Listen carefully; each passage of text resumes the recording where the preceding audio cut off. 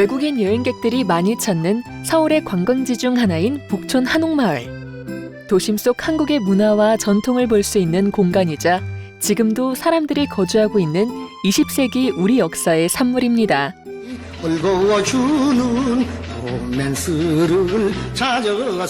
북촌을 비롯한 한옥 밀집 지역은 일제강점기를 거치며 개발됐습니다.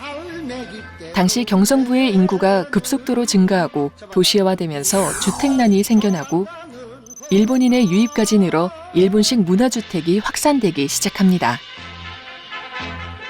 이에 지금의 뉴타운처럼 조선인들의 집단적 주거단지가 개발되는데요.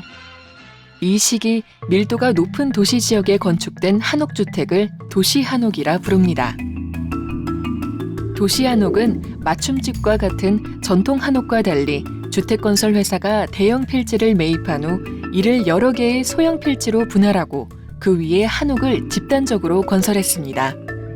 이렇게 조성된 도시한옥 주거지는 분양 광고를 통해 매각하는 선개발, 후분양 방식으로 공급되는데요. 약 20에서 50평대의 좁은 땅에 방과 부엌, 마당까지 갖춘 소형 한옥으로 건설해 대량 보급되면서 집단 한옥지구가 형성된 것입니다. 이렇게 지어진 도시한옥은 여러 가지 특징을 갖습니다. 도시한옥은 좁은 부지에 지어졌기에 처마가 짧은 건축 양식을 보이는데요. 그렇기 때문에 석가래와 부연에 더하여 함석층을 만들어 처마선을 강조했습니다. 뿐만 아니라 대청은 유리창을 달아 마루를 실내 공간으로 활용하고 상수도가 들어오게 된 마당과 부엌 등 물 쓰는 공간에는 타일이 쓰이기도 했습니다. 이처럼 시대의 흐름에 발맞춰 함석, 유리, 타일 같은 근대적 건축 재료가 적극적으로 활용되었는데요.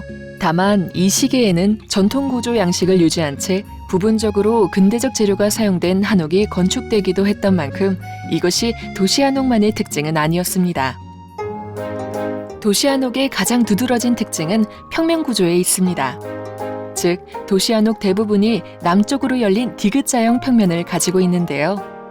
기역자형 안채와 일자형 문간채가 한 몸으로 통합돼 최소 규모로 짓기에 적합한 형태인데다 좁은 필지지만 햇빛이 잘 들고 길에서 보면 닫혀있는 앞마당을 가질 수 있는 구조입니다. 또 다른 도시한옥의 구조적 특징은 문간인데요. 문간은 바깥벽과 함께 집안과 밖을 차단해주면서도 골목이라는 공유 영역과 사적인 영역인 앞마당을 연결해주는 공간입니다. 또한 높은 밀도, 반복의 효율성을 중시한 도시한옥은 디귿자형이 연속된 쌍디귿자형을 이루는 연립한옥으로도 지어졌습니다. 이렇듯 도시한옥은 도시화, 주택난이라는 시대적 상황 속에서 탄생한 주택으로 표준화된 작은 평면을 바탕으로 했지만 나름 화려함을 추구했으며 새로운 재료를 사용하는 등 시대적 요구와 당시 사람들의 주택에 대한 생각을 반영하며 나타났습니다. 한옥이라는 전통적 주거 문화가 20세기 새로운 환경 변화에 유연하게 대응하며 탄생한 도시한옥. 전통 한옥과 현대 한국의 주거 문화를 잇는 점에서 그 의미를 찾을 수 있습니다.